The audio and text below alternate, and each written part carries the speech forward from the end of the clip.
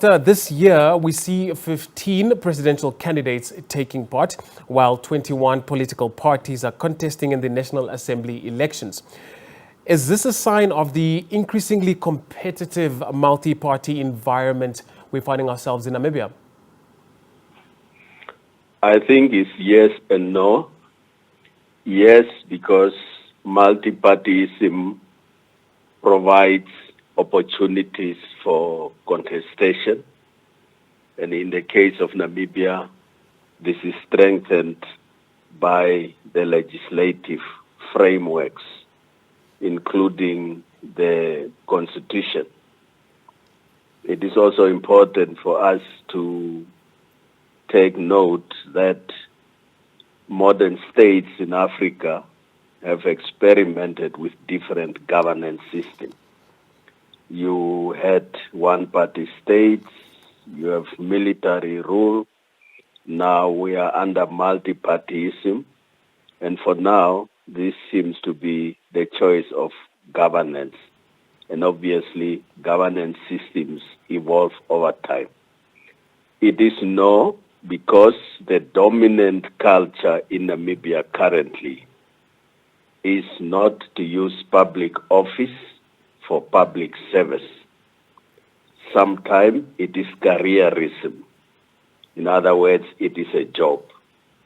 Therefore, there are those political parties, there are those individuals who want to serve the public to the best of their abilities, but there are also individuals and political parties who are there to get a job. And this is why I'm saying yes and no. Right. Doctor, we are seeing 5 candidates contesting in the presidential elections who did not take part in the 2019 elections, such as COD, UNP, ADM, BCP, and AR. While NUDO, which contested in that year, decided not to participate in the presidential elections. Now, what do you make of the number of presidential candidates in a small population like ours? Yeah, I think it's normal because the prevailing conditions at a specific time influences the participation in elections.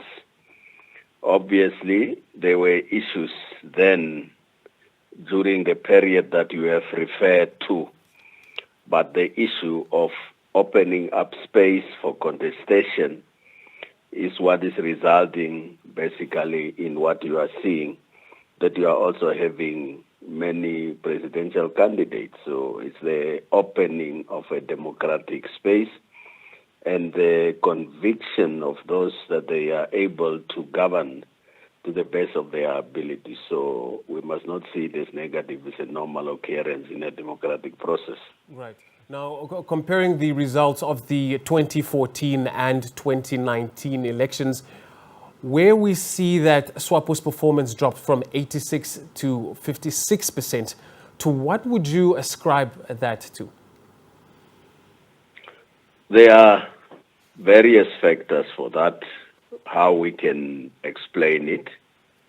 I think, firstly, is that there were issues at that stage.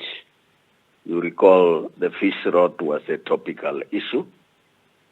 And also, there were some dissatisfaction of some voters in terms of service delivery and other issues that are also issues during this election. But I think the major explanation, in my view, was the internal infighting and factionalism within Swapo. So they did not approach that election as a cohesive force because there were a lot of suspicious infighting, factionalism, and this basically have impacts on outcomes of elections. And this is in addition to voter dissatisfaction, especially with issues related to efficient and effective governance, as well as maladministration. The fish rot case had definitely an impact on that election.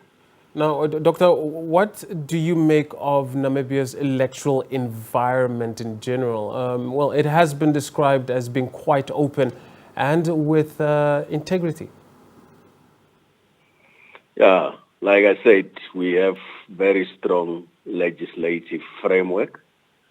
There are also institutions that are mandated to carry out elections by law. It's a statutory body.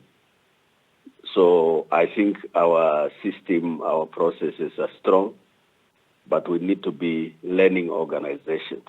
We can't be satisfied that we have arrived. We must always continue to do better. Right. But otherwise, the legislative institutional framework are strong enough, and therefore we need to be happy that we are doing well in terms of conducting elections, as well as the behavior of both the voters and the political parties. Not something that we need to take for granted. Doctor, before we let you go, Namibia is seen as always playing a norm or trend-setting role on the continent. What do you think of the upcoming elections, having this in mind? Yeah, it will be determined. We can make a judgment at the end of that election.